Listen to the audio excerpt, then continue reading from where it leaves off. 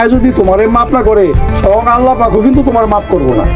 আজ এই খুশির দিনে অতীত সব ভুলা গিয়া নতুন করে জীবন শুরু করো। সবাই মুখে মুখে ভালোবাসে, বাতের ভালোবাসা কেউই দেয় না। এই ঘটনায় যারা যারা জড়িত সবাইকে আমি চাঁদাবাজির মামলা দিয়ে জেলে ঢুকাম। তোর ওই হারামের টাকার মধ্যে আমি থু মারি, থু থু। আমার সব শেষ হয়ে গেল, সব শেষ। আল্লাহ তুমি আমারে উঠায় না।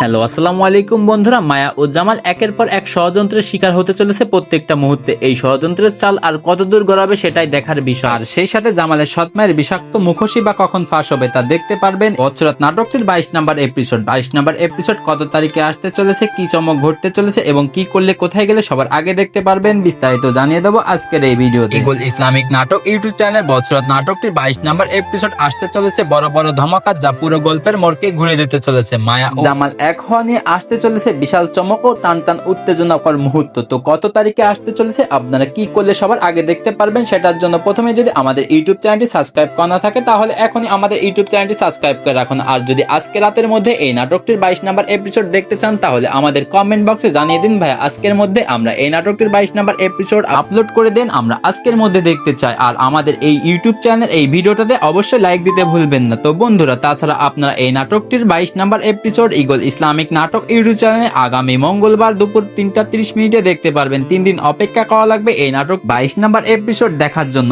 এই ষড়যন্ত্রের চাল কত দূর গড়াবে দেখার বিষয়। সব মিলাই 22 নম্বর এপিসোড হতে চলেছে আবেগের জলে আর টান টান উত্তেজনায় ভরপুর। আপনারা যদি এই নাটকটির নিয়মিত দর্শক হয়ে থাকেন তাহলে এই 22 নম্বর এপিসোড কিন্তু আপনারা কেউ মিস করবেন না। 22 নম্বর এপিসোডে এমন কিছু ধামাকা দেখতে চলেছেন যেটা দেখে আপনারা রীতিমতো অবাক হয়ে উঠবেন। তো বন্ধুরা, আজকের ভিডিওটি এই পর্যন্ত। যতদিন না এই নাটকটি 22 নম্বর এপিসোড আসতেছে আপনারা ভালো থাকবেন, সুস্থ থাকবেন, খোদা হাফেজ।